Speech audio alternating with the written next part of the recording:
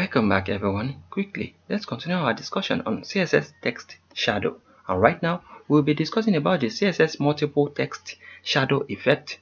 Right here, we are going to add CSS text shadow with multiple shadow effects. So you can see how this works easily. So I'm going to use this right now because I don't want this tutorial to get too long.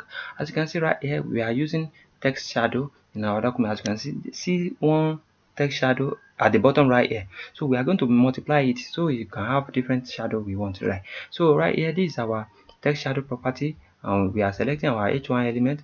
So we are going to duplicate this one. Now we are going to copy and give this one a comma. Immediately after it, we are going to paste this one and change this one to what? Change this color to red. When I change this color to red, and I'm going to change the place. This one is, I'm just going to give it 8 pixel. When I give it 8 pixel, so that it can be identical. So when I save my document now and reload, let's reload. What you are going to see what will happen. Can you see? Now we are having red effect again immediately after our other glow effect. So I'm going to let me make this thing identical very well so you can see how it looks. We can decrease this one to 2 pixel so you can see the effect very well. When I decrease it to 2 pixel, can you see? And I can give it another color also so you can see how it looks also. Let me give it blue.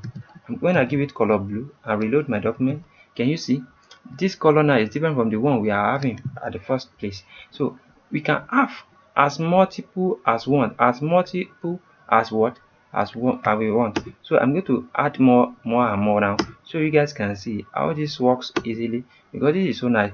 So to add another effect, to add another shadow effect, I'm going to give this another comma. When I give it a comma, then I can specify another effect like 23. When or I should just give it -2, like I'm giving all this one from the start, and I can just give this one like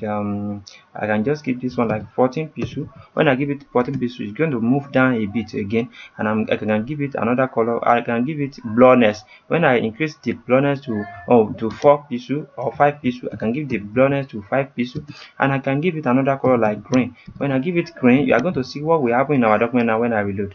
Can you see? Now we're having green, blue, and other purple. So you guys should try this. This effect is so nice. You can add multi. So the main thing behind this is that you can add multi.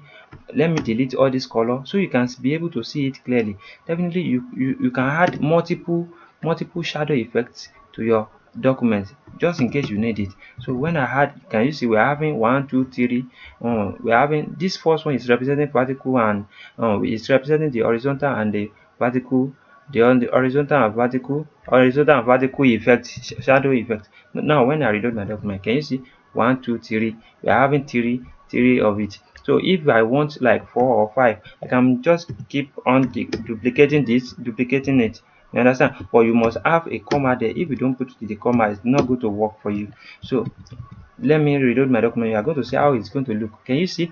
I can change the position where all of it is. Like I can give this one, I can turn this one to 20 pixel.